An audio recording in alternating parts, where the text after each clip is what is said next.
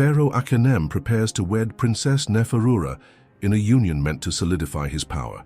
Every gaze in the temple watches him with anticipation. His destiny, his legacy, everything seems under control. But when the great palace doors swing open, his world's balance shatters. Zafira, the love he once left behind, strides in with her head held high, and at her side, 3 children whose mere presence silences the entire court. They are his mirror image, his blood. The murmurs swell into a deafening roar. The priests demand answers. His mother, the great queen, watches him with cold determination. Akhenem feels the weight of centuries of tradition pressing down on his shoulders. Now he must choose, protect his throne and his legacy, or embrace a truth that could change his fate forever. The golden rays of Ra cascaded through the alabaster columns of the grand temple, painting warm patterns across the polished limestone floor. Akhenem stood tall, his broad shoulders squared beneath the weight of the royal regalia. The crown of Upper and Lower Egypt sat heavy upon his brow, its gold catching the light and sending fractured beams dancing across the temple walls. His kohl-rimmed eyes surveyed the bustling preparations with a mixture of resignation and duty. "Is everything to your liking, Divine One?" The high priest Amenhotep approached with a deep bow, his bald head gleaming with ceremonial oils. "It's magnificent," Akhenem replied, his deep voice betraying none of the turmoil that churned within his chest. And truly, it was magnificent. The temple had been transformed into a vision of splendor befitting the union of 2 great houses. Lotus blossoms floated in alabaster bowls, their sweet fragrance mingling with the heady scent of incense. Musicians tuned their instruments in a far corner, the soft plucking of harps creating a gentle undercurrent to the organized chaos. Yet despite the beauty surrounding him, Akhenem felt hollow. He absently fingered the lapis lazuli amulet hidden beneath his collar, a talisman from another time, another life. "The princess's barge has been spotted on the Nile, Great One," Amenhotep continued. "She will arrive within the hour." Akhenem nodded, dismissing the priest with a slight gesture. He needed a moment of solitude before his life would change forever. Slipping away from his attendants, he found refuge in a small antechamber, its walls adorned with scenes of the afterlife. Here, away from prying eyes, he allowed his shoulders to slump, if only briefly. "You look like a man walking to his execution, not his wedding," came a familiar voice from the shadows. Akhenem didn't need to turn to recognize his childhood friend, Horjadef, the commander of his royal guard. "Perhaps they're one and the same," he replied with a wry smile. Horjadef moved to stand beside him, his weathered face creased with concern. "You've never even met the princess. She could be lovely. It matters little whether she's lovely or hideous, kind or cruel." Akhenem sighed.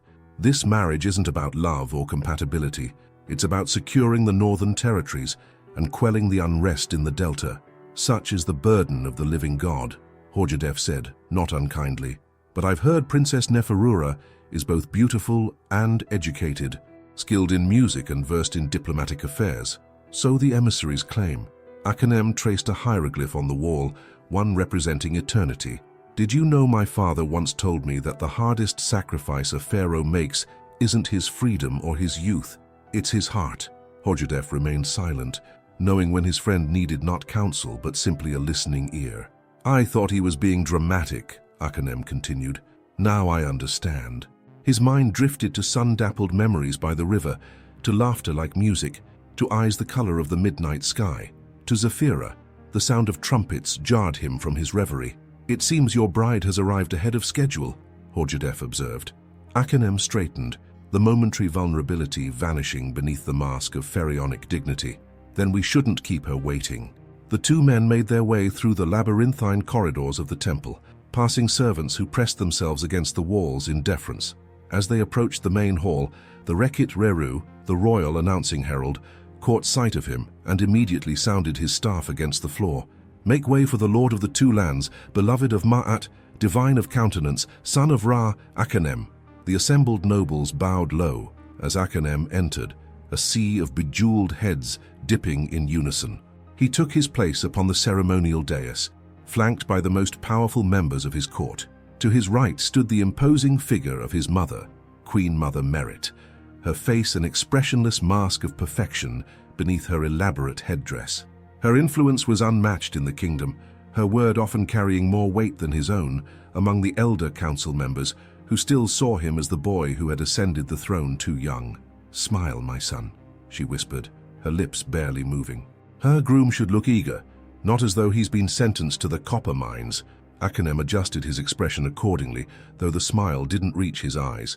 In the front row of attendees, he spotted Vizier Ptahmos, whose furrowed brow suggested concern over some matter of state.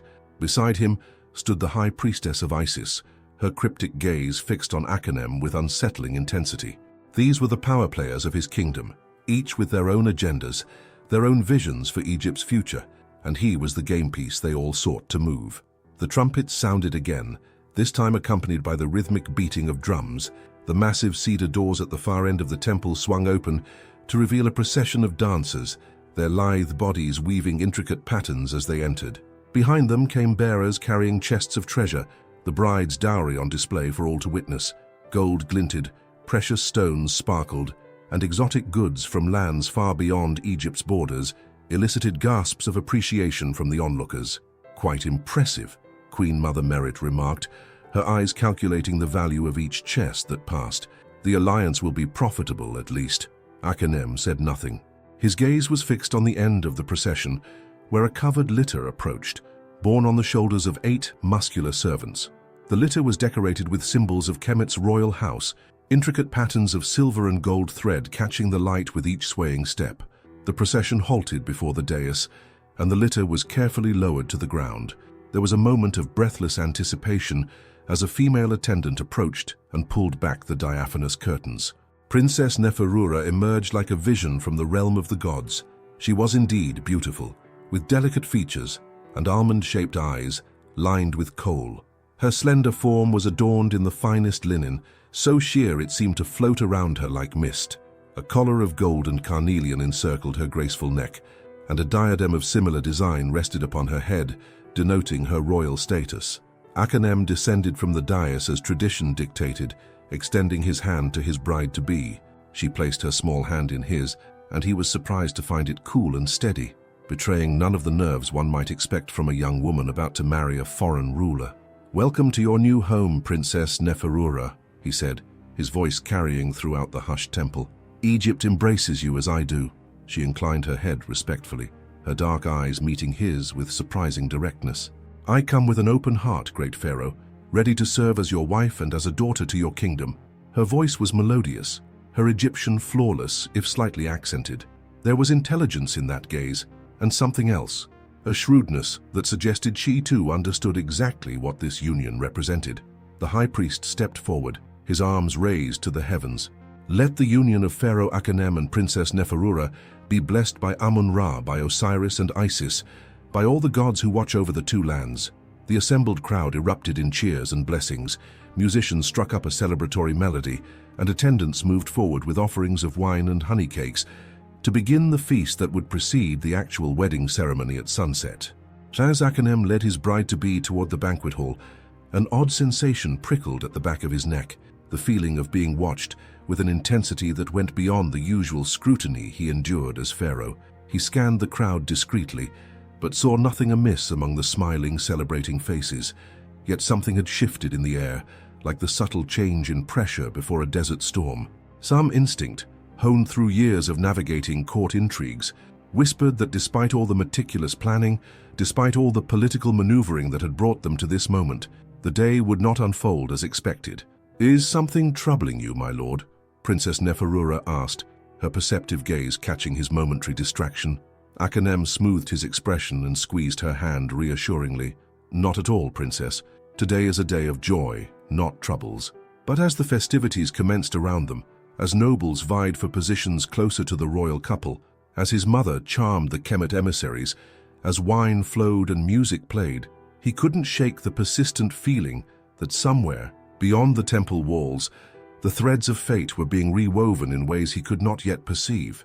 And somewhere in the depths of his carefully guarded heart, a memory stirred of a promise made years ago, beneath a sky full of stars, beside the flowing waters of the eternal Nile. A promise he had broken for the sake of his kingdom. The ceremony was moments away from beginning. The sacred oils had been poured, the ceremonial vessels arranged with precision, and the twin flames of Amun-Ra burned bright upon the altar. A hushed anticipation hung in the air as hundreds of nobles and dignitaries filled the great temple, their jeweled collars and elaborate headdresses creating a tapestry of wealth and power. Sunlight streamed through the high apertures, casting shafts of golden light that seemed to connect heaven and earth. Akhenem stood before the altar, resplendent in his ceremonial regalia. The vulture and cobra adorned his crown, symbols of his dominion over both Upper and Lower Egypt. Gold bands encircled his muscular arms, and a pectoral of lapis lazuli and carnelian depicted the sacred bark of Ra sailing across the sky. He looked every inch the god-king, yet his eyes betrayed a flicker of inner conflict. Princess Neferura approached, led by her attendants. She was a vision in white linen so fine it seemed to capture the light itself. Her dark hair had been elaborately braided with golden threads, and her eyes, outlined in kohl, gleamed with composed dignity. Around her slender neck hung the royal seal of Kemet, signifying the unity their marriage would bring to the two kingdoms. "You are as radiant as Hathor herself," Akhenem murmured as she took her place beside him. A small diplomatic smile curved her lips. "And you are as mighty as Horus, great pharaoh?" she replied, her voice soft yet clear in the sacred space. The high priest Amenhotep stepped forward, his shaved head gleaming with holy oils, his leopard skin vestments marking his exalted status. He raised his arms toward the heavens, and the assembled crowd fell completely silent. "We gather today in the presence of the eternal gods," he intoned, his voice resonating through the vast chamber, "to witness the sacred union of the living Horus, Lord of the Two Lands, Pharaoh Akhenem, with the Princess Neferura of Kemet, thereby binding our nations in peace and prosperity." As the priest began the ancient invocation, calling upon each deity to bless the royal couple, Akhenem felt strangely detached from the moment, as if he were watching it unfold from a great distance. The weight of state, the expectations of his people, the political necessity of this union, all pressed upon him like the stones of a pyramid. "Let the water of purification be brought forth," Amenhotep declared, gesturing to two acolytes who approached with ceremonial vessels of Nile water, blessed and perfumed. Just as the acolytes reached the altar, a commotion erupted at the rear of the temple. Heads turned, whispers rippled through the crowd, and the ceremonial musicians faltered in their playing. "Continue," Queen Mother Merit commanded sharply from her place of honor. "It is merely some late-arriving noble causing a disturbance." But the disruption grew louder, voices raised in protest, the sound of the temple guards' spears striking the stone floor, a woman's voice rising above it all, clear and unwavering. "I will be admitted. He will see me." Something in that voice sent a jolt through Akhenem's body, like lightning striking sand to create glass. His head snapped up, his heart hammering against his ribs with such force he feared it might be visible beneath his robes. It couldn't be, it wasn't possible. Princess Neferura's questioning gaze turned to him, but he couldn't meet her eyes. His attention was fixed on the disturbance, as it moved inexorably closer, the sea of nobles parting reluctantly before it, like the Red Sea, before Moses in the Hebrew tales.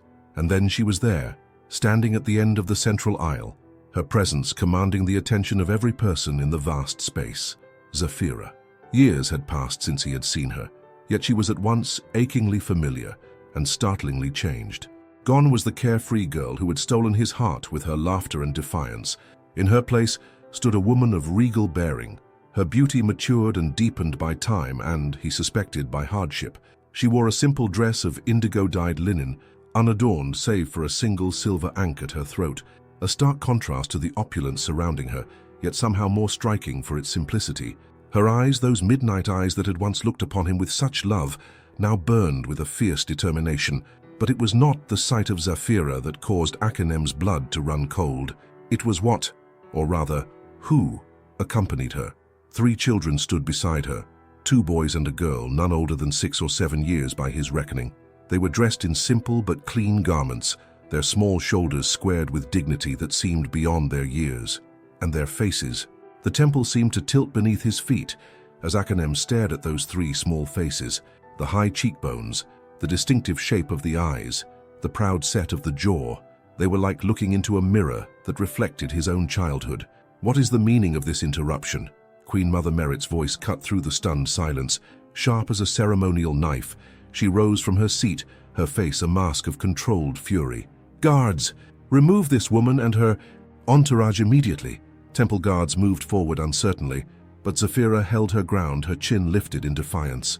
"I would not be so hasty, Queen Mother," she called, her voice carrying effortlessly through the vast chamber, "unless you wish all of Egypt to witness how the royal house treats the mother of the pharaoh's firstborn children."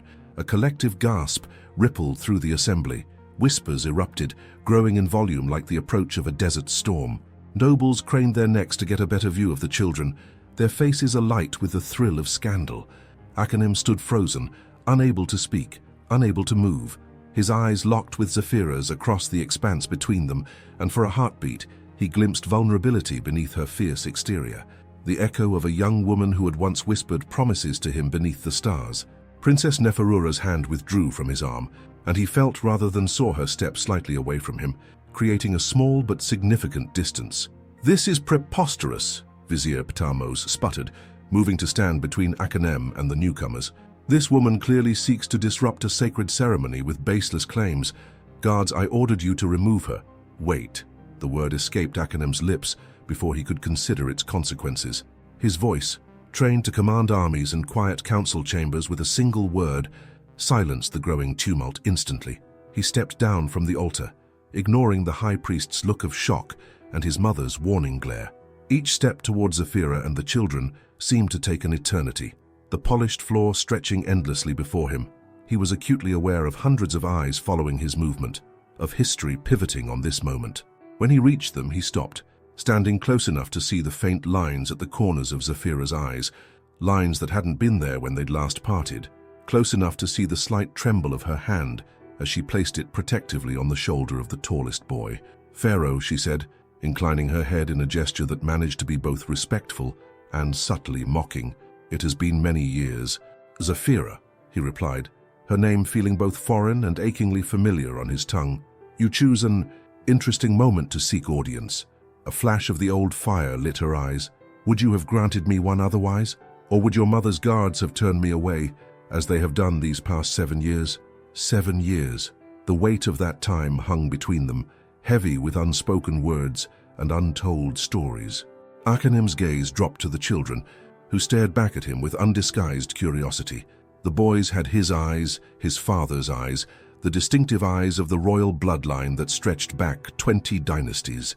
The girl had Zafira's delicate features, but his mother's proud bearing, an uncanny resemblance that would not be lost on anyone present, least of all the Queen Mother herself. "What are their names?" he asked quietly, his voice pitched only for Zafira to hear. Something softened in her expression. "Amenemhat," she said, indicating the tallest boy. "After your father." "Nefertari," she continued, touching the girl's head gently.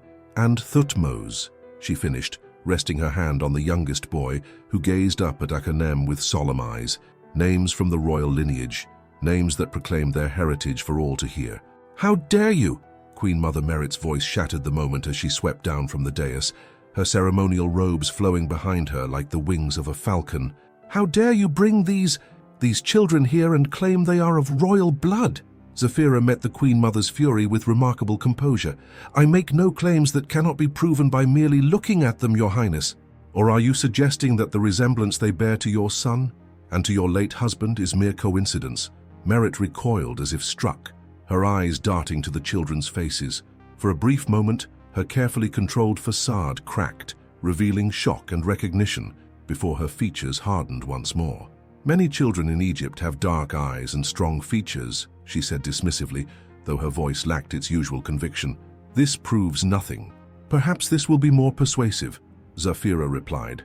She reached into a small pouch at her waist and withdrew something that gleamed gold in the temple light. Opening her palm, she revealed a signet ring, not just any ring, but the personal seal of the royal house, the one Akhenem had given her on their last night together, as a token of his promise to return for her, a promise he had failed to keep. The sight of it struck him like a physical blow. He knew that ring intimately, knew the small chip on one edge where he had dropped it as a child, knew the hieroglyphs that spelled out not his official name, but the private name only his family used. It was undeniably his, undeniably real. "Akhenem," Princess Neferura's voice cut through his thoughts. She had descended from the altar as well, and now stood a few paces away, her face composed despite the extraordinary situation. Perhaps it would be best to continue this discussion in private. The ceremony can be delayed. Her diplomatic suggestion acted like a release valve, allowing reason to penetrate the charged atmosphere.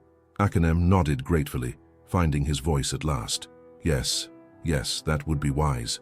He turned to address the stunned assembly. Honored guests, I must ask for your patience and understanding. There is a matter that requires my immediate attention. The ceremony will resume when... He faltered, uncertain how to complete that sentence with any honesty. When the truth has been established, Zafira supplied, her gaze steady on his face. The high priest stepped forward, sensing the need for some semblance of order. Let us take a recess to allow the living Horus to address this matter. The gods themselves sometimes send us tests and trials on momentous occasions. To ensure our paths are righteous, let us wait upon divine wisdom. His diplomatic words provided a framework for the unprecedented interruption, giving the shocked nobles a way to understand what they were witnessing. Murmurs of agreement rippled through the crowd, though none made moves to depart. This was the most exciting thing to happen in the royal court in decades. Who would willingly miss what came next? We will withdraw to the chamber of Ma'at, Akhenem declared, naming the private audience room adjacent to the main temple. Vizier Patamos, High Priest Amenhotep, Princess Neferura and the Queen Mother will attend. He hesitated, then added, and Zafira and the children, of course. As they moved toward the side chamber, Akhenem was acutely aware of the eyes following them, of the whispers that would soon spread through the kingdom like wildfire. Whatever happened next, nothing would be the same. The carefully constructed political marriage, the stability of his reign, his relationship with his mother and council, all now hung in the balance. Just before they entered the private chamber, the youngest boy, Thutmose, looked up at him with unabashed curiosity and asked in a clear, piping voice that carried farther than the child likely intended, "Are you really our father? Mother said you're a living god. Do you have magical powers?" The innocent question, asked with such childlike directness, cut through the tension like a knife through papyrus. Despite everything, the shock, the turmoil, the political disaster unfolding before him, Akhenem felt his lips twitch in an unexpected smile. "I am just a man, little one," he replied softly. "Just a man." Behind him he heard his mother's sharp intake of breath at this near-blasphemous statement. Before them lay the chamber of Ma'at, where according to tradition, nothing but truth could be spoken. As they crossed its threshold, Akhenem felt the weight of that tradition pressing upon him. Truth had arrived at his wedding in the form of a woman he had never stopped loving, and 3 children with his eyes. And now, like it or not, that truth would have to be faced. The chamber of Ma'at fell into an uneasy silence as the heavy cedar doors closed behind them.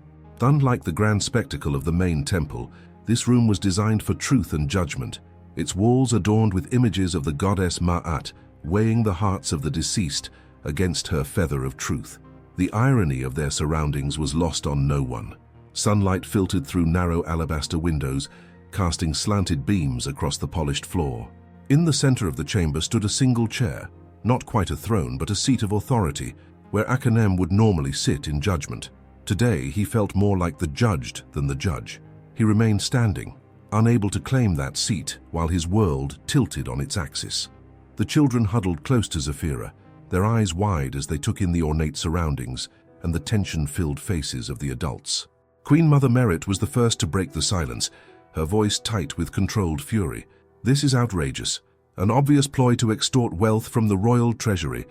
I've seen such schemes before." "If wealth were my aim," Zafira replied evenly, "I would have come years ago, and I would have come in secret, not before hundreds of witnesses disrupting a royal wedding." "Then what is your aim?" Princess Neferura asked. She had maintained remarkable composure, her face betraying little beyond polite interest.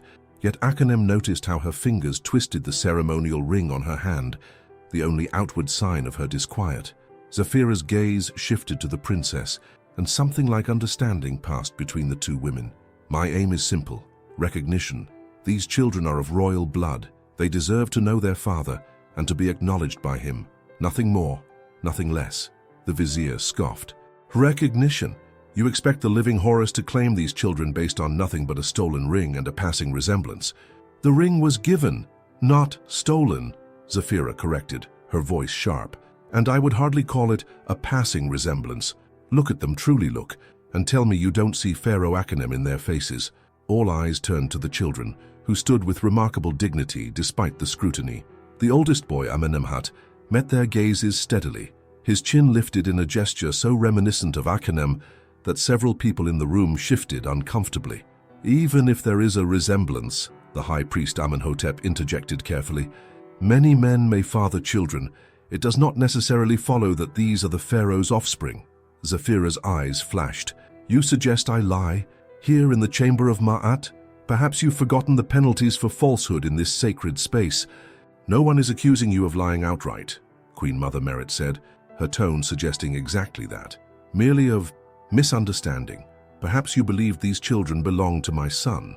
Women sometimes make such assumptions." The insult hung in the air, blatant and cutting. Akhenem saw Zafira's hands clench at her sides, saw the momentary flash of hurt before her expression hardened once more. "I have made no assumptions, Queen Mother. I know who fathered my children, just as I know the position of the stars at their births, the color of the Nile during the floods that accompanied each delivery, and the promises that were made to me under the sycamore tree by the river 7 summers ago." At the mention of the sycamore tree, Akhenem felt a physical jolt, as if touched by one of the lightning bolts of Set.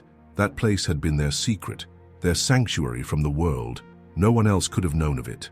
"Enough of this circular conversation," he said abruptly, finding his voice at last.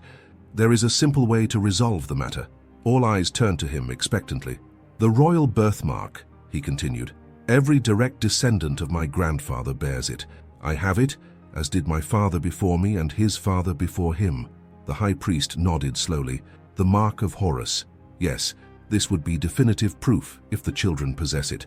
Akhenem approached the children, kneeling to bring himself to their level, a gesture unheard of for a pharaoh, who typically remained elevated above all others. The court collectively held its breath at this breach of protocol. "Do you know what I'm looking for?" he asked Zafira softly. She nodded, her expression softening slightly. "The falcon's wing, behind the right ear. Amenemhat has it clearly. Thutmose's is fainter, but visible. Nefertari's is the strongest of all. It extends almost to her jawline." With gentle movements that belied his inner turmoil, Akhenem examined each child in turn, carefully brushing aside hair to reveal the skin behind their right ears. The birthmark was unmistakable, a patch of darker skin in the distinct shape of a falcon's wing, the sacred symbol of Horus himself, whom all pharaohs were said to embody on earth. When he reached Nefertari, the little girl gazed up at him with solemn eyes. "Mother says I have the strongest mark, because I'm meant to be brave like you," she said, her small voice carrying clearly in the hushed chamber. The simple statement, delivered with such childlike innocence, struck Akhenem like a physical blow. He found himself unable to speak, his throat constricting with emotion he dared not show before the court. Rising slowly, he turned to face the others, his expression carefully controlled. "The birthmark is present on all 3 children. There can be no doubt.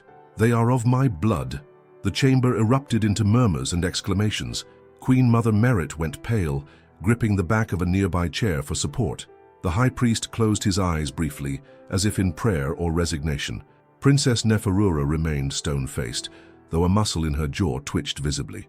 "This changes nothing," Queen Mother Merit declared, recovering quickly. "Many royal offspring live their lives away from court. It is the way of things. The wedding will proceed as planned."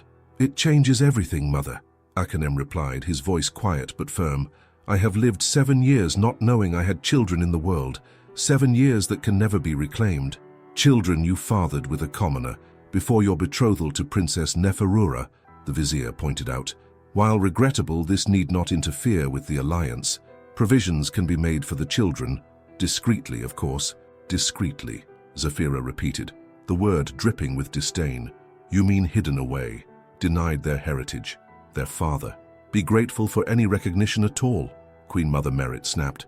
"Many in your position would receive far less." Zafira's eyes narrowed. "And many in your position, Queen Mother, would show more grace when meeting their grandchildren for the first time." The Queen Mother flinched as if struck, her gaze darting unwillingly to the children once more. For a fleeting moment, something like wonder crossed her face as she looked at little Nefertari, whose resemblance to a young Merit was indeed striking. Then the moment passed, her expression hardening once more. "This discussion grows pointless," she said. There are hundreds of guests waiting, ambassadors from every allied nation, priests who have traveled for weeks to attend this ceremony.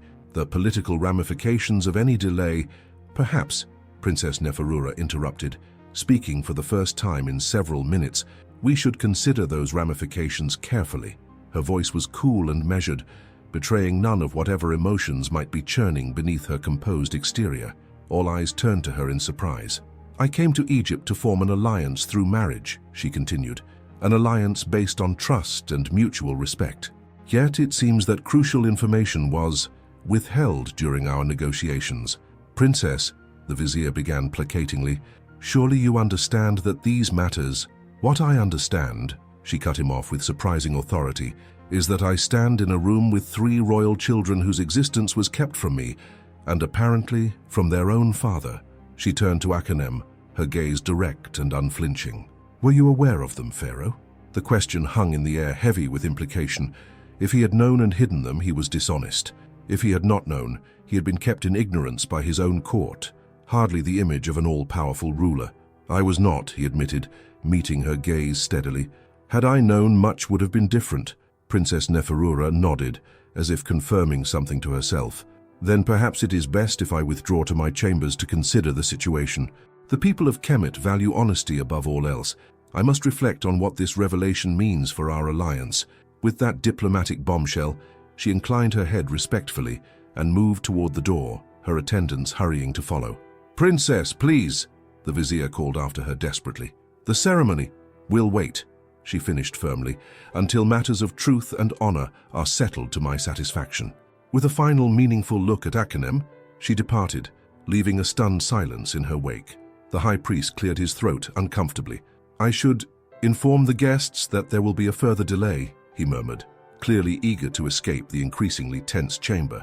As the door closed behind him, Queen Mother Merit rounded on Zafira with undisguised hostility. Are you satisfied? In a single afternoon, you may have destroyed an alliance 7 years in the making. An alliance that would have secured peace for generations to come.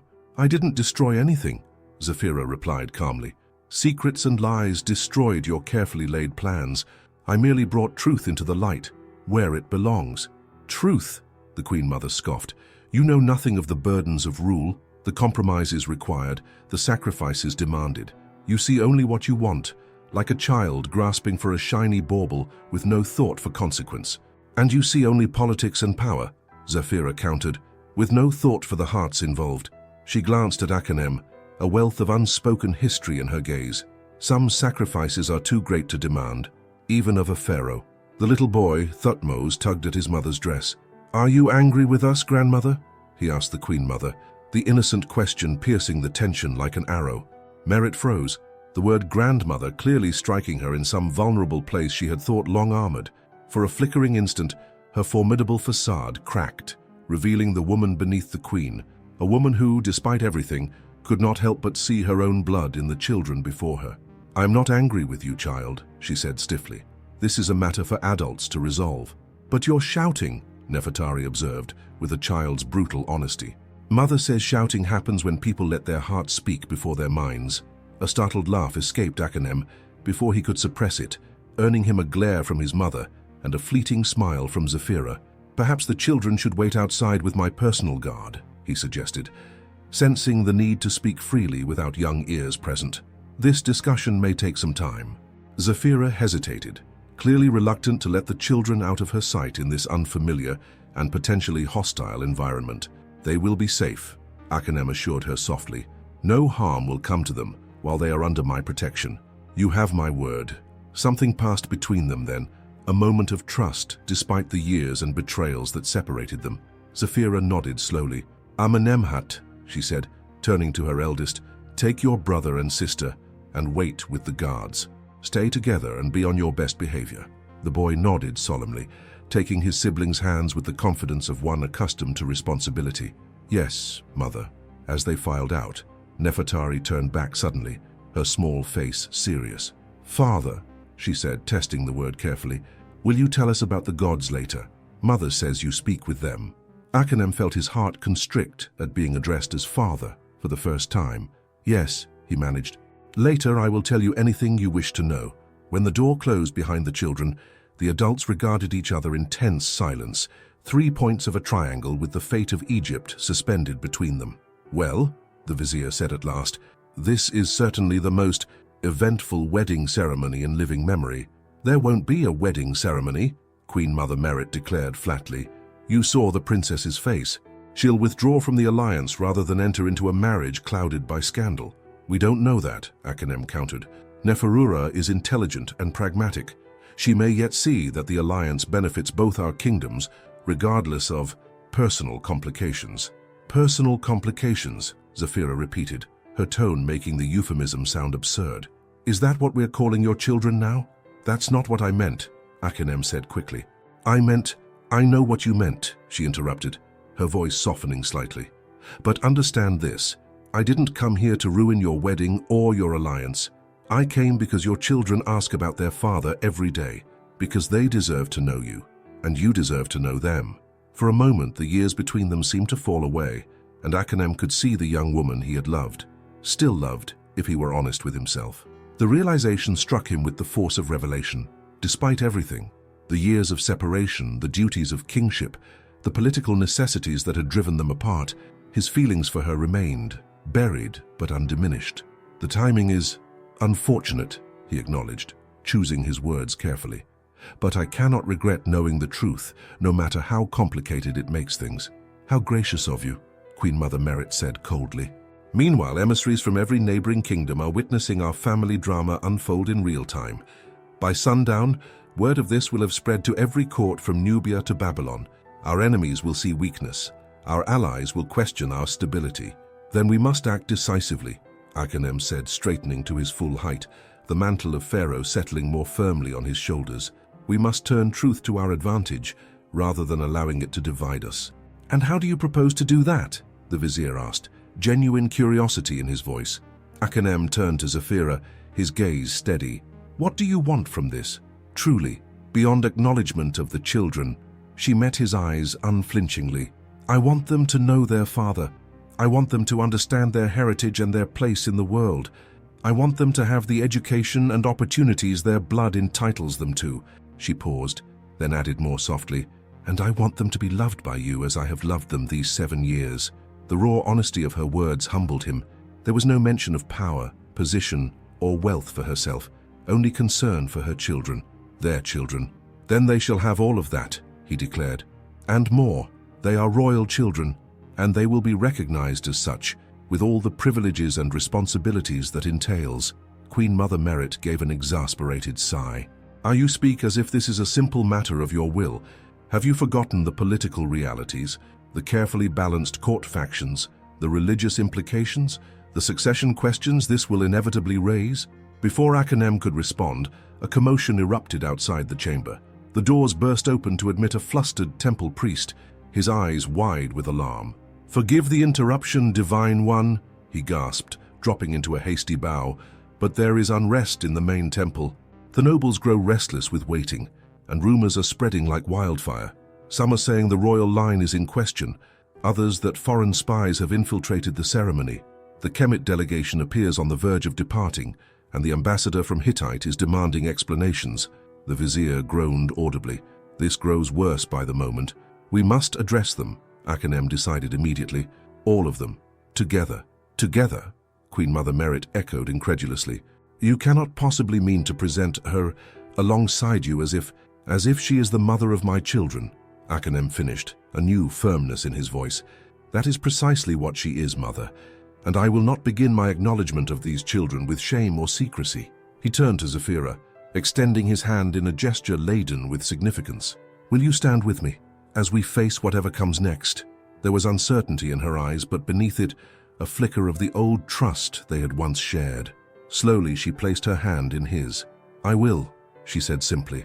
As they moved toward the doors, the vizier hurried after them.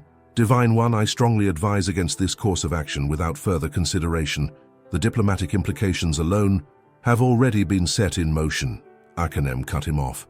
"Truth has entered the temple, Batamos. We cannot force it back into hiding." Queen Mother Merit watched them with narrowed eyes, her formidable mind clearly calculating, adjusting to this new reality with the adaptability that had kept her in power through 2 pharaohs' reigns. "This will change everything," she said. Not quite a warning, not quite a prediction. Akhenem met her gaze steadily. "Some things perhaps need changing." With that, he strode forward, Zafira at his side, to face the waiting crowd, and the judgments, consequences, and possibilities that awaited them. Behind them, the scales of Ma'at, depicted on the chamber walls, seemed to watch impassively, weighing truth against order, heart against feather, past against future, in the eternal balance that governed all things in Egypt. The great temple had dissolved into a hive of frantic whispers and speculative glances. Nobles huddled in small groups, their jeweled collars catching the light as they leaned close to exchange theories and observations. Servants scurried between them, ostensibly offering refreshments, but eagerly gathering snippets of conversation to share below stairs. The Kemet delegation stood apart, their expressions carefully neutral, even as their eyes tracked every movement with hawkish intensity. When Akhenem entered with Zafira at his side, a hush fell over the assembly like a heavy cloak, smothering the buzzing conversations in an instant. All eyes fixed on the pair, the resplendent pharaoh and the simply dressed woman who walked beside him with the bearing of a queen, despite her lack of royal trappings. Behind them came Queen Mother Merit, her face an expressionless mask that betrayed none of the fury that surely simmered beneath. Beside her walked Vizier Tammuz, looking as though he had aged a decade in the past hour, and the high priest Amenhotep, whose usual serene demeanor had given way to visible anxiety. "Where are the children?" Akhenem asked Zafira quietly as they approached the central dais. "With your guard captain," she replied. "He seemed trustworthy. Was I wrong to leave them?" "No. Horjadef would die before letting harm come to them." He hesitated, then added, "He was there, you know. The night we said goodbye." Zafira's step faltered momentarily. "I remember. He was kind to me after you left." There was no time to explore that painful memory further. They had reached the dais, and hundreds of expectant faces turned upward, waiting for an explanation, a decision, some resolution to the unprecedented disruption of the sacred ceremony. Akhenem ascended the steps alone, turning to face the assembly with the practiced poise of one born to command attention. The sunlight streaming through the high windows caught his golden regalia, surrounding him with an almost supernatural glow that reminded all present of his divine status. "People of Egypt and honored guests," he began, his voice carrying effortlessly through the vast chamber. "Today has brought unexpected revelations, as the gods sometimes choose to test our wisdom and our hearts."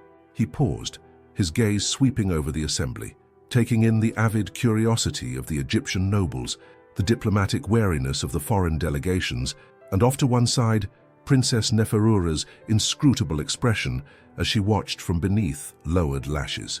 "7 years ago, before my ascension to the throne, I loved a woman of rare courage and wisdom," he continued, gesturing to Zafira. "Obligations of state and dynasty separated us, as they have separated many royal hearts throughout our history. What I did not know, what was kept from me, was that our union had been blessed with children."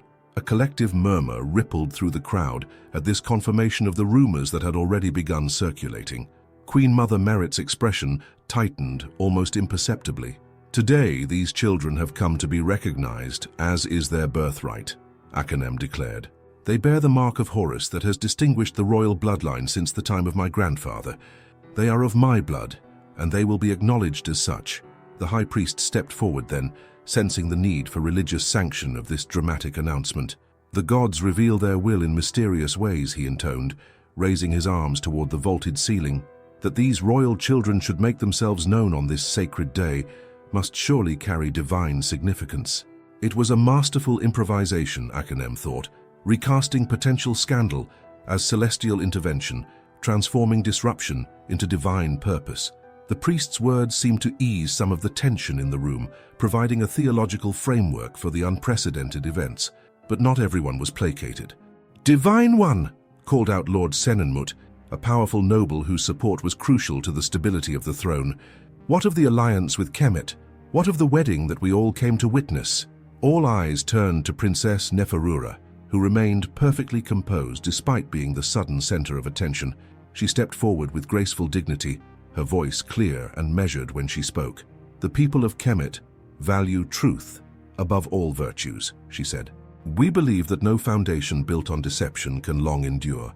I came to Egypt seeking an alliance of honesty and mutual respect." She paused, her gaze meeting Akhenem's directly. In light of today's revelations, I believe both our kingdoms would be best served by a period of reflection before proceeding with any binding ceremony. It was a diplomatic withdrawal, neither an outright rejection of the alliance nor a commitment to maintain it. Akhenem inclined his head respectfully, acknowledging both her wisdom and the graceful exit she had provided. Princess Neferura speaks with the wisdom Kemet is renowned for, he agreed. Our nations have much to discuss in the days ahead.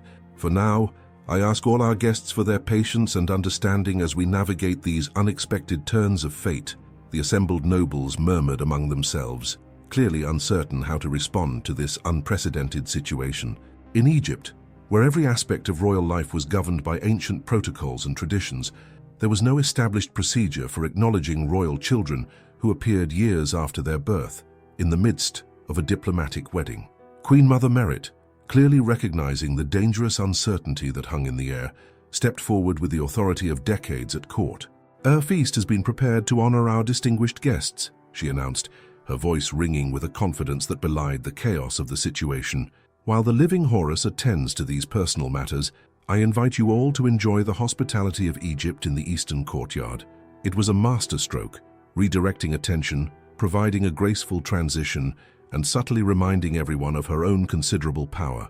Servants immediately began guiding the relieved guests toward the promised feast, eager for the distraction of food and wine after the tension of the interrupted ceremony. As the main temple gradually emptied, a small group remained, the core power players of the Egyptian court, now faced with a situation none had anticipated. "A word, Divine One," Queen Mother Merit said to her son, her tone making it clear this was not a request but a command, insofar as anyone could command a pharaoh. In private, Akhenem nodded, then turned to Zafira. "Will you bring the children to the family quarter? My personal attendants will show you the way." Her eyes widened slightly. "The family quarter?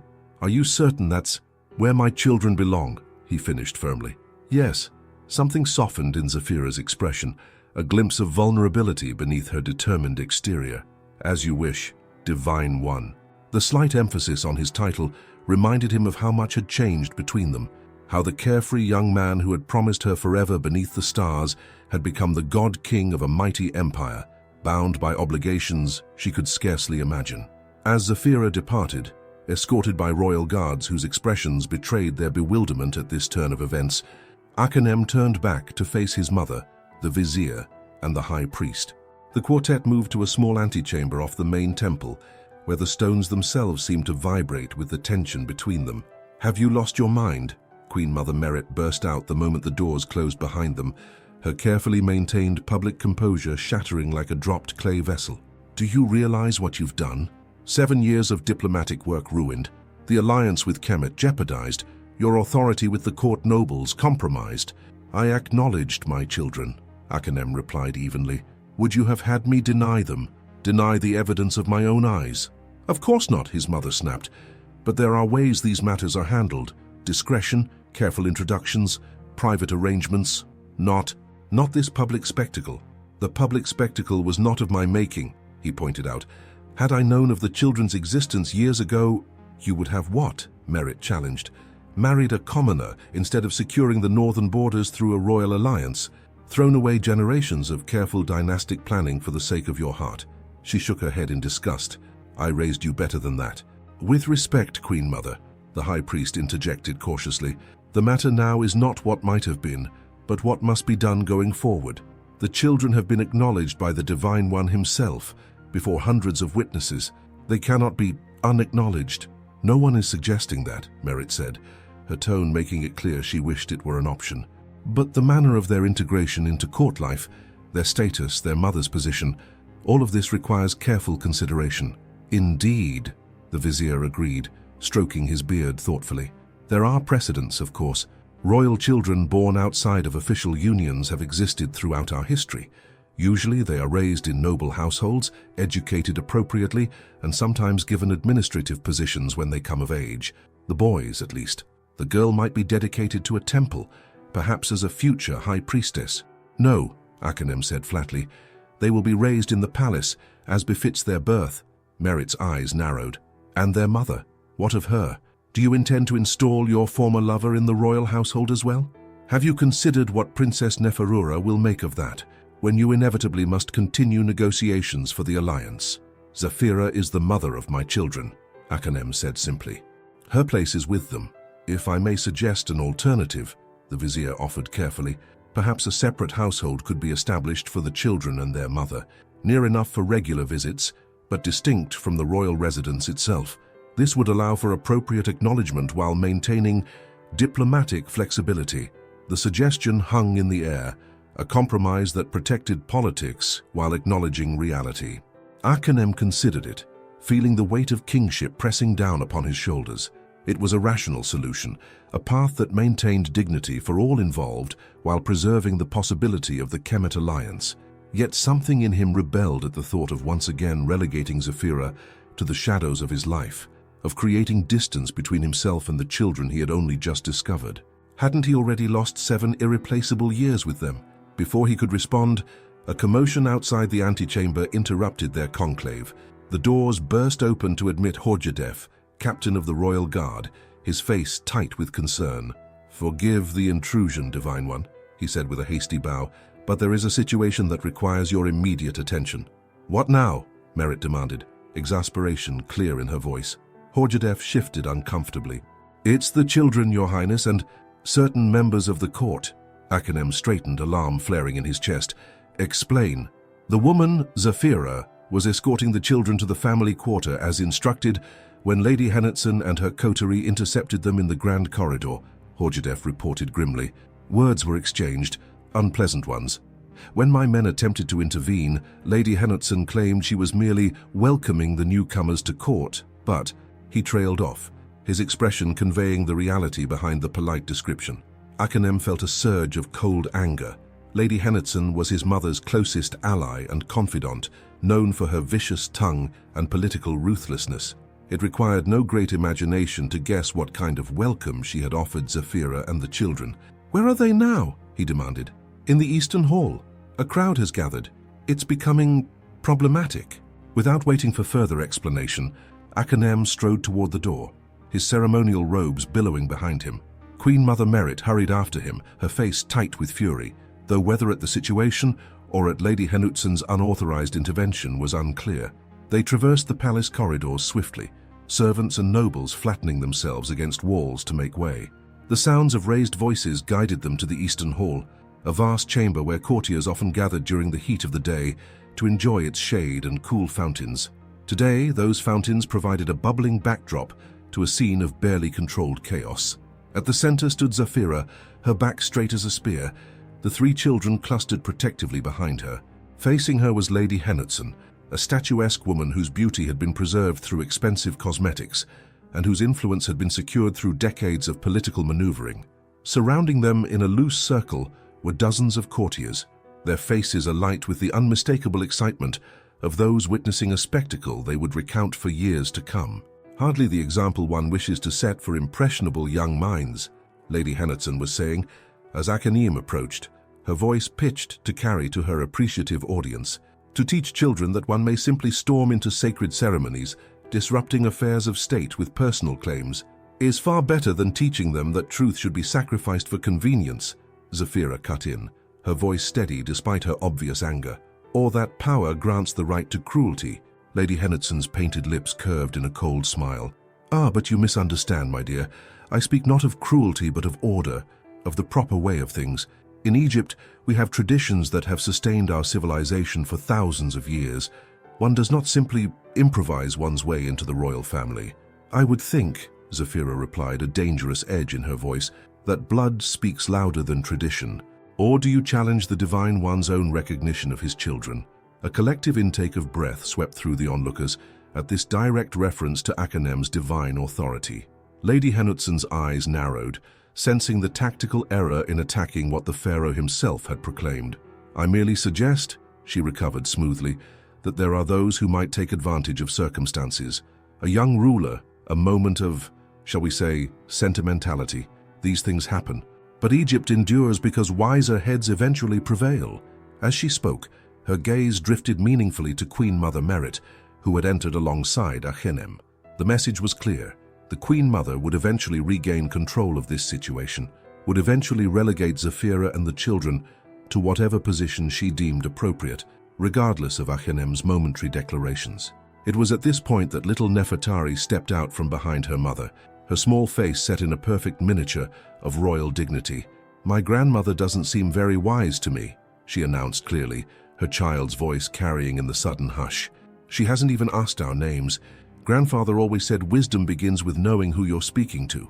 The reference to grandfather, to the previous pharaoh, sent another ripple of reaction through the crowd. Many had served under Akhenem's father and remembered him with deep respect. That this child claimed such familiarity and, worse, claimed to know his sayings. "Your grandfather?" Lady Henetson repeated, her tone dripping with skepticism. "Child, you never met the great pharaoh Amenhotep. He died before you were born. But Mother tells us his stories every night," Nefertari persisted, undaunted by the intimidating woman before her, "about how he built the Temple of Karnak, and how he could speak to the crocodiles in the Nile, and how he said that a good ruler listens more than they talk." She tilted her head thoughtfully. "You don't seem to listen very much." A muffled laugh escaped someone in the crowd, quickly stifled but not before Lady Henetson's face flushed beneath her cosmetics. To be bested by a child, and before the entire court no less, was a humiliation she would not soon forget.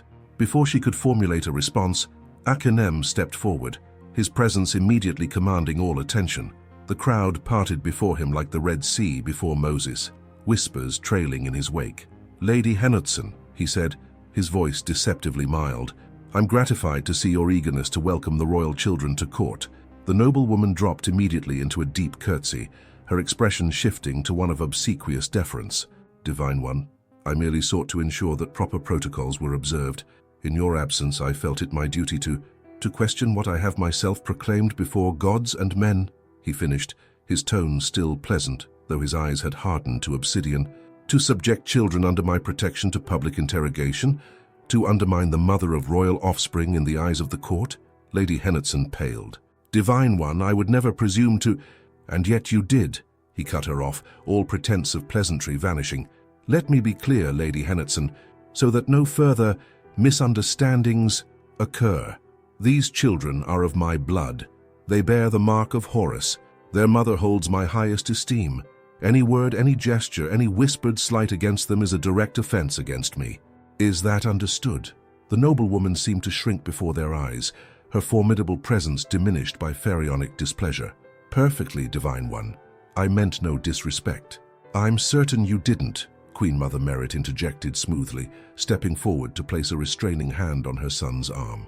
"Lady Henetson has been a loyal servant of the royal house for decades. Her concern, misplaced though it may have been, came from devotion to the crown.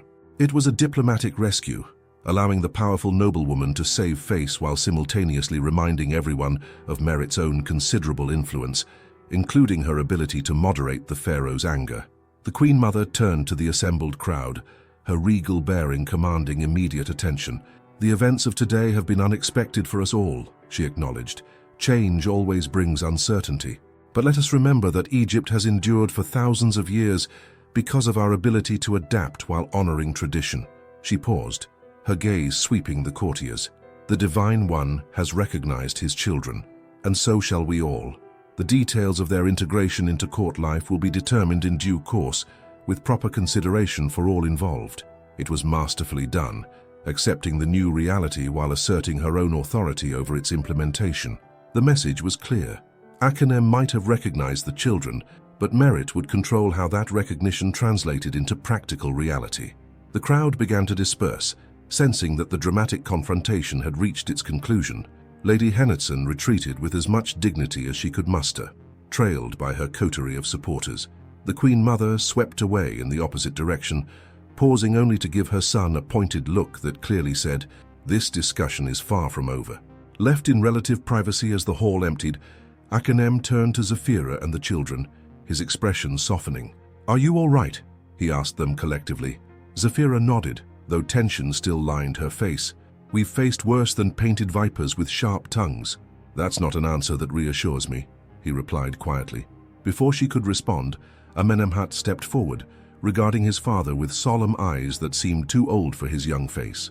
"Mother always said the palace was full of dangers wrapped in silk and gold," the boy said. "She taught us how to recognize false smiles and empty words." Something clenched in Akhenem's chest at these words, at the thought of Zafira preparing these children for the court's treacheries, knowing someday they might face this world without her protection. It spoke of a foresight and maternal devotion that humbled him. "Your mother is very wise," he said, kneeling to bring himself to the boy's eye level. Another breach of protocol that would have horrified the traditionalists at court. "But now you have both of us to guide you through these dangers." "And grandmother?" Thutmose asked, his small voice cautious. "Will she teach us too?" Akhenem hesitated, not wanting to lie to the children, but uncertain how to explain the complex reaction of Queen Mother Merit to their existence. "Your grandmother," Zafira supplied carefully, "is a powerful woman with many responsibilities. She needs time to get to know you, like a cat with new kittens in its territory," Nefertari said with surprising insight. All hissy at first, but maybe nice later. Despite everything, Akhenem found himself laughing, a genuine laugh that seemed to release some of the tension that had built within him throughout this extraordinary day. "That's not entirely inaccurate," he admitted, "though I wouldn't suggest making the comparison to her face." For a brief moment he felt it, a flicker of what might have been, of the family they could have been if duty and destiny hadn't torn them apart 7 years ago. The feeling was both sweet and painful, like pressing on a healing wound. "Come," he said, rising to his feet. "Let me show you where you'll be staying. The family quarter has gardens where you can play, and private tutors will be arranged for your education." As they moved through the palace corridors, Akhenem was acutely aware of the stares that followed them, some curious, some calculating, some openly hostile. The royal court was a dangerous place, even for those born and raised in its intrigues. For newcomers, especially those whose very existence challenged the established order, it could be deadly. He glanced at Zafira, walking tall beside him, despite the whispers that trailed in their wake. She had always been strong, but there was a new steel in her now, tempered by years of raising their children alone, of preparing them for a world that might not welcome them. In that moment, he made a silent vow. Whatever came next, whatever political price he might pay, whatever alliances might falter, whatever schemes his mother might devise, he would protect them, all of them. The thought settled in his chest with the weight of pharaonic decree, as binding as any oath carved in stone for the gods to witness. Some promises were too sacred to break twice. Night had fallen over the palace. In his chambers, Akhenem paced restlessly, the day's revelations weighing heavily upon him. A knock interrupted his thoughts.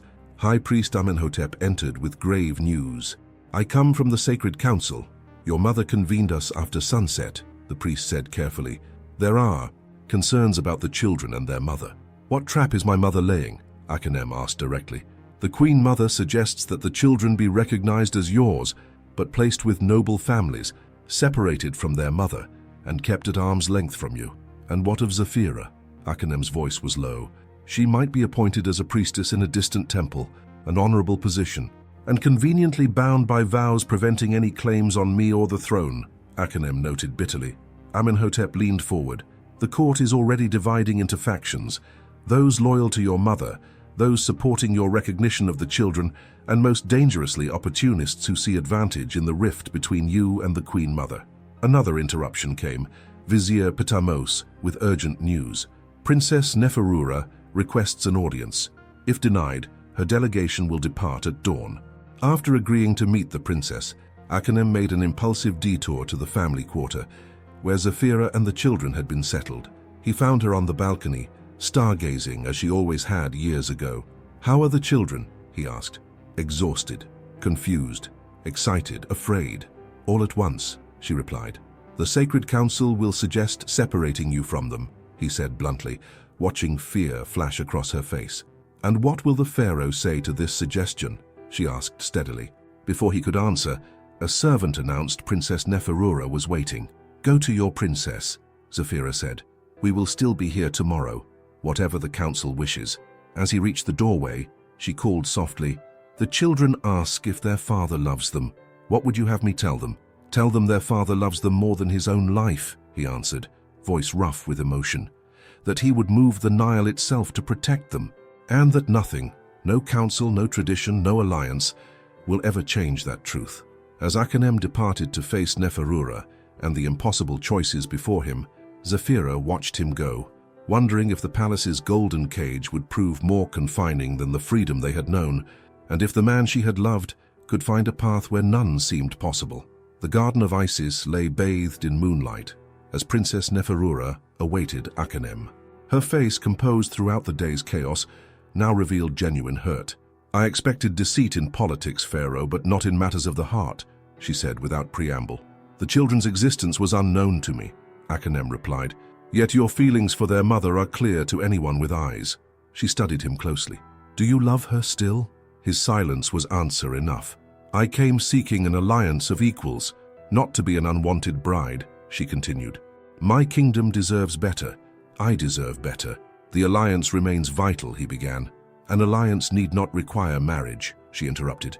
"I will not be the obstacle between you and your family, nor will I accept being second in my husband's heart." With regal dignity, she removed the royal seal of Kemet. "I release you from our betrothal, Pharaoh. My delegation departs at dawn." "And the alliance?" he asked.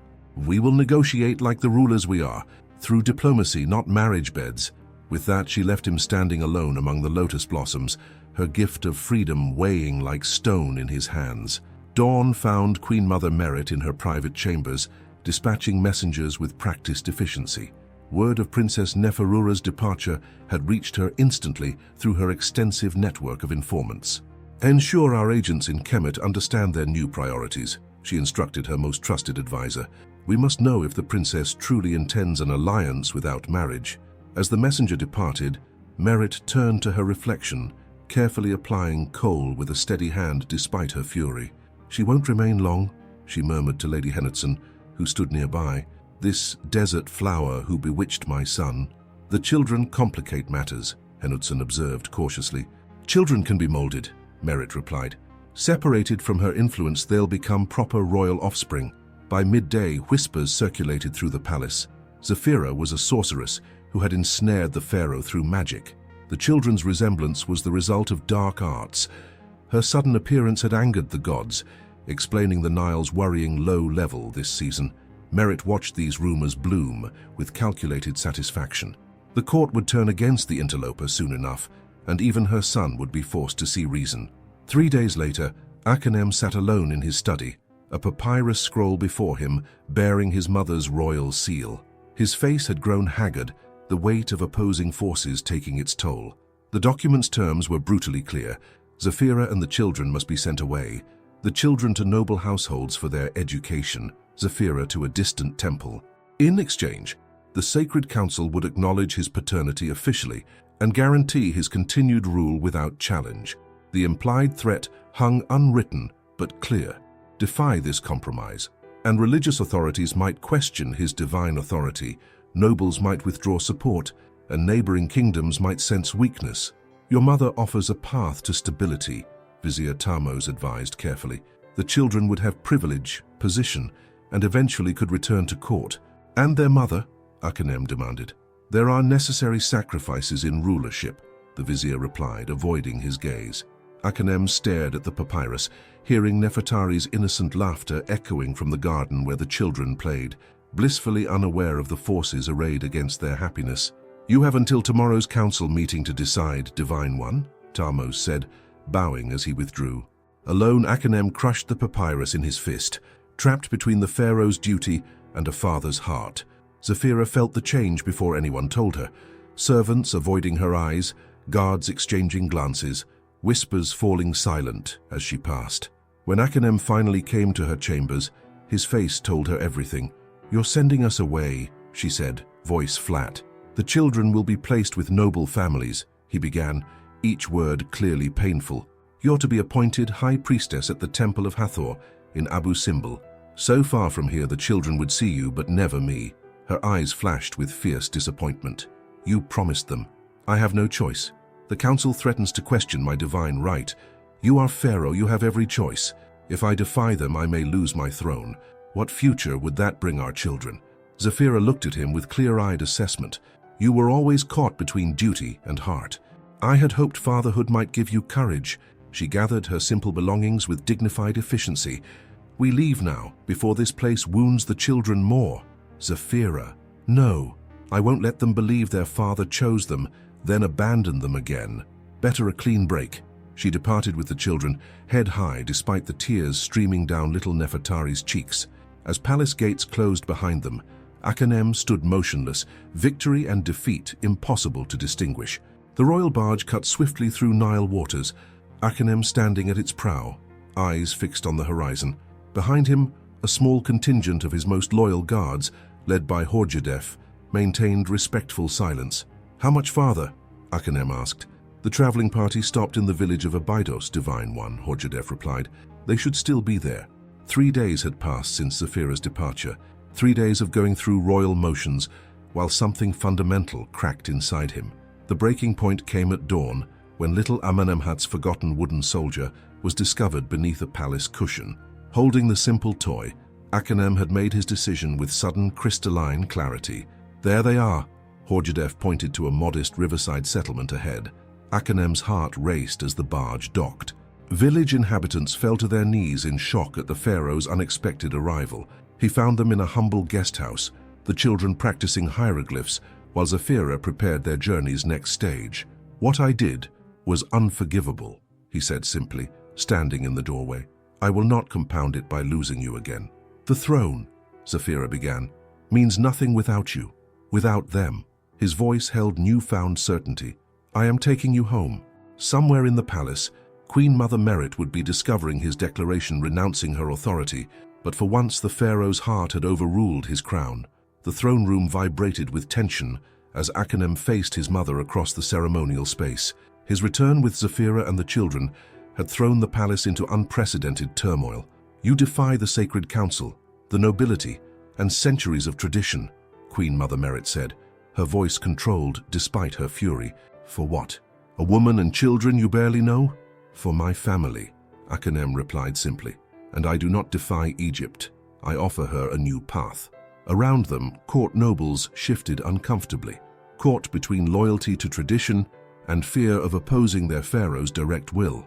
"The people will never accept," Merit began. "The people already have," Horjadef interrupted, entering with a scroll. "News of the pharaoh's journey to reclaim his children has spread throughout the kingdom. The common people see it as an act of divine love, proof of the pharaoh's heart." "And the council?" Merit challenged. "Divided," the high priest admitted, "but many see the divine hand in these events." Merit surveyed the room with calculating eyes, recognizing the shifting tide. Her expression hardened into grudging acceptance. "The children may stay," she conceded finally, "but she cannot be your queen." Akhenem and Zafira exchanged glances. A partial victory, but a victory nonetheless. "For now," Akhenem replied, the implied promise clear to all. Months passed, seasons changing as the Nile rose and fell in its eternal cycle. In the royal palace, a different kind of transformation unfolded. Amenemhat, Nefertari, and Thutmose flourished under their father's attention and their mother's steadfast care. Royal tutors marveled at their quick minds. Court officials gradually adjusted to their presence in palace life. Zafira maintained a dignified position, not queen but mother to royal children, a status without precedent that she shaped through quiet determination. Though Queen Mother Merit maintained cool distance, even she couldn't deny the children's royal bearing. "They've won over half the court," Lady Henetson observed sourly to Merit as they watched Nefertari charm a visiting Nubian ambassador. "The children, yes," Merit conceded. "Her, never." Yet privately, Merit recognized her son's renewed vigor since the family's return. The alliance with Kemet had been successfully negotiated without marriage. Trade flourished, and the people spoke admiringly of a pharaoh who valued blood bonds. In their private garden sanctuary, Akhenem watched Zafira teaching the children ancient prayers, her profile gilded by setting sunlight. "We occupy a strange middle ground," she acknowledged when he joined them. "For now," he replied, taking her hand discreetly. Their gazes met in shared understanding. This partial victory was merely the beginning. The Temple of Hathor glowed golden in the early morning light, its massive columns casting long shadows across the polished limestone floor. Servants scurried about with purpose, arranging exotic flowers from the furthest reaches of the kingdom. Blue lotus from the delta, crimson poppies from Upper Egypt, fragrant jasmine carried by swift messengers from distant trading partners. Incense burned in ornate bronze holders, sending spirals of sweet smoke toward the painted ceiling where the goddess Hathor, patroness of love and motherhood, gazed down with serene approval. 1 year had passed since that fateful day when Zephyra and the children had returned to the palace, a year of careful political maneuvering, of slowly shifting perceptions, of patience rewarded. It had not been an easy journey. Each small victory had been hard-won against the entrenched traditions of a civilization that measured its customs in millennia rather than generations.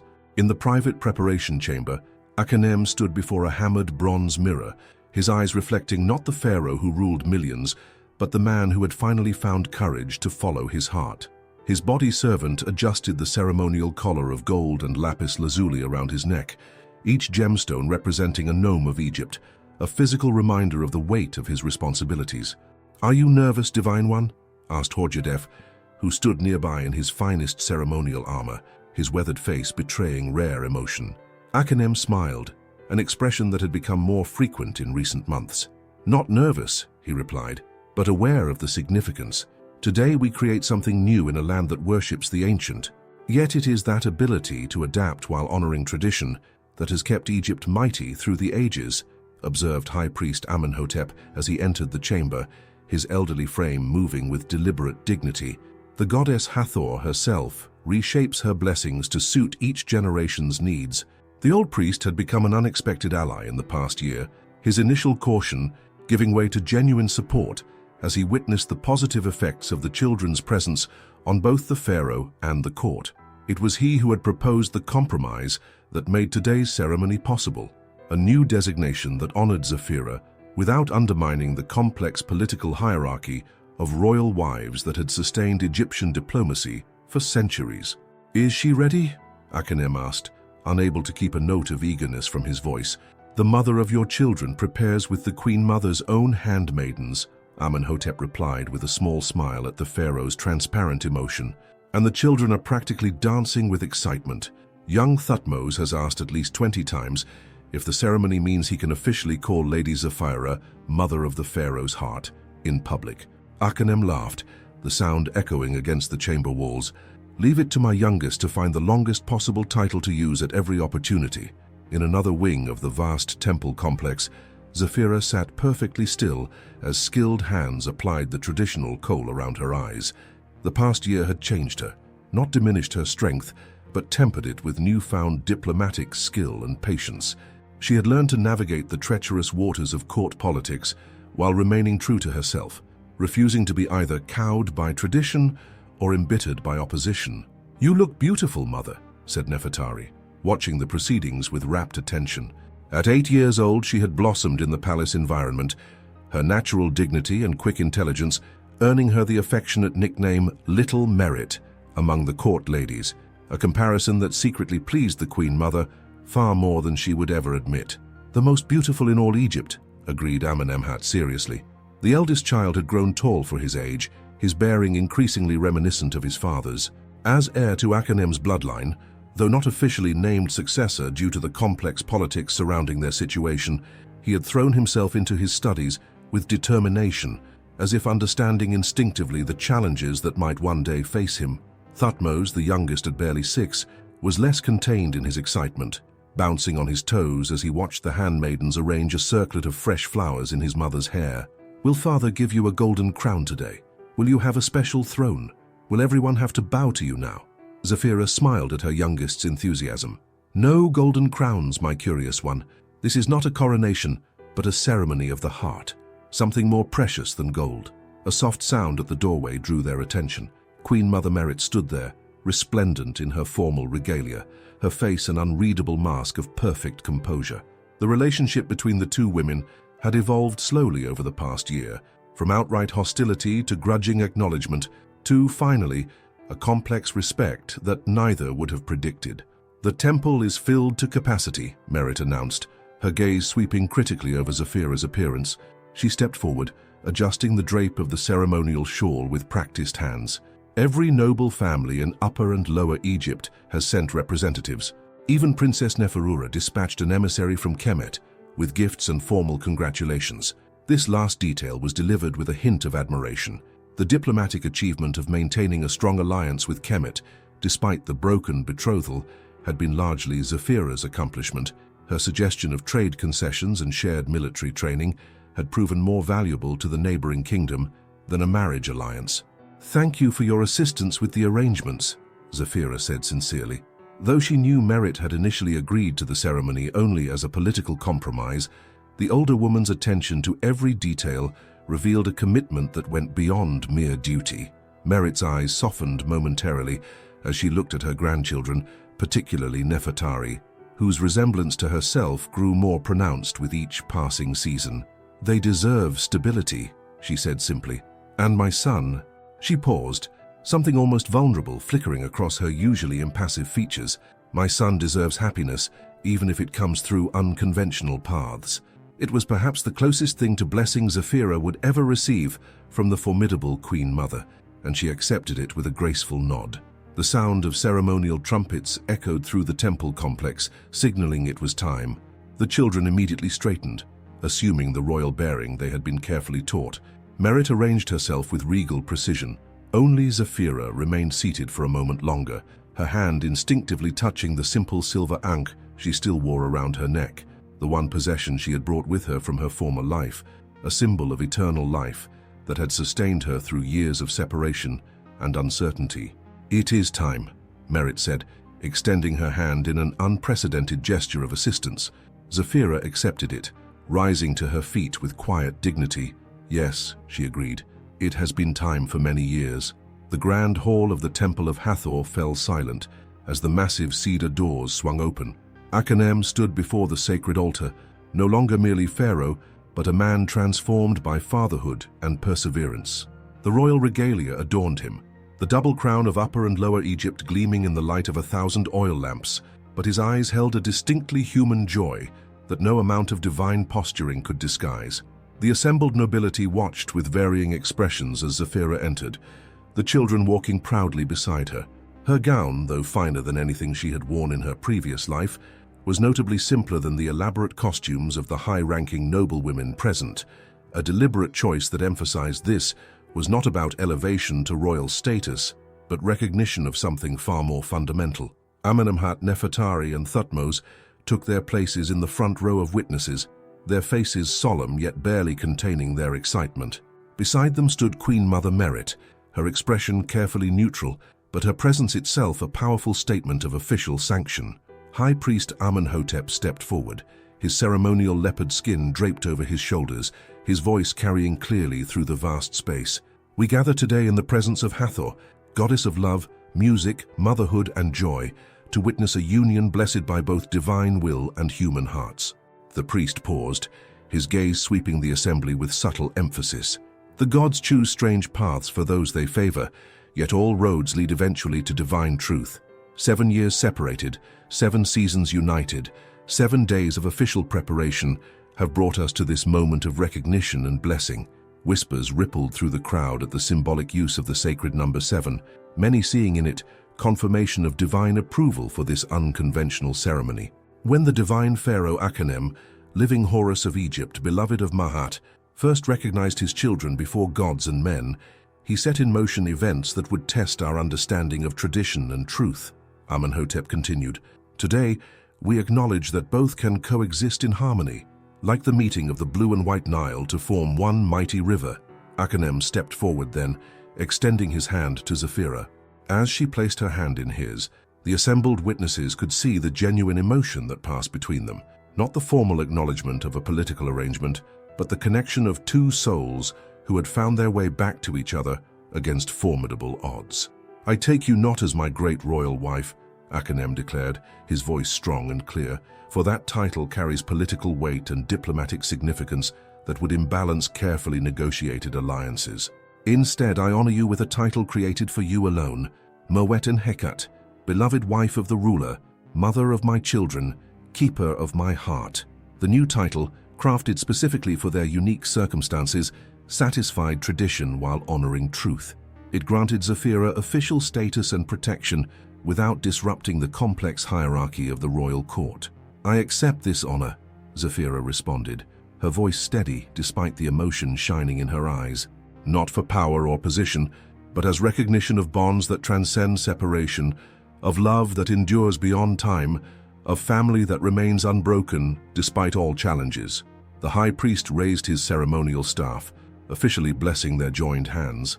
Attendants stepped forward, bearing a specially crafted pectoral necklace, not the royal uraeus that would mark a great royal wife, but an exquisite creation depicting Hathor embracing the children, surrounded by protective symbols.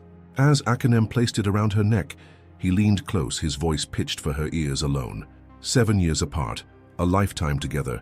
This is not the end of our journey, but its true beginning. Zephyra's smile held all their shared history. Pain transformed into triumph, separation into reunion, doubt into certainty. Forever, she agreed, as Akhenem leaned forward to place the ceremonial kiss upon her forehead that would seal their bond before gods and men alike. Little Thutmose could contain himself no longer. Breaking protocol, he darted forward from his place beside Merit, throwing his arms around both his parents' legs. After a startled moment, Amenemhat and Nefertari followed, creating a tableau that drew gasps and then, most surprisingly, applause from the assembled witnesses. Even the most traditional nobles could not deny the power of the image before them, the divine pharaoh embracing not just a woman, but the concept of family itself. It spoke to something fundamental that transcended politics and position, something every Egyptian, from the highest noble to the humblest farmer, could understand and honor. In that moment, as sunlight streamed through the temple's high windows to illuminate the family at its center, the triumph of their love became more than a personal victory. It became a symbol of Egypt's enduring strength, not rigid adherence to the past, but the wisdom to adapt while honoring the foundations that had sustained their civilization for thousands of years. Queen Mother Merit, watching from her place of honor, allowed herself a small private smile. She had lost this particular battle, yes, but perhaps Egypt itself had won something far more valuable, a pharaoh who ruled with both the wisdom of his crown and the compassion of his heart. And as for Zephyra, standing within the circle of her family's embrace, she knew that their story would echo through the palace corridors long after they were gone, a testament to perseverance, to courage, and to the eternal truth that love, once genuinely planted, could flourish even in the most unlikely soil. Under the benevolent gaze of Hathor, their new beginning was blessed, their past trials transformed into the foundation for a future as enduring as the mighty pyramids themselves, monuments not to death, but to the possibilities of eternal life and love. What an incredible journey with Akhenem and Zephyra. Their triumph over tradition, politics, and separation reminds us that true love endures against all odds. Which moment touched your heart most? Was it Akhenem's river journey to reclaim his family, or Nefertari's confrontation with Lady Henotson? Share your thoughts below. Did Queen Mother Merit truly accept Zephyra in the end? What futures awaited those remarkable children? If this story moved you, please subscribe and hit that notification bell. And don't miss our previous video about ancient Rome's star-crossed lovers, equally captivating. Remember, true love, like the Nile, always finds its destined path.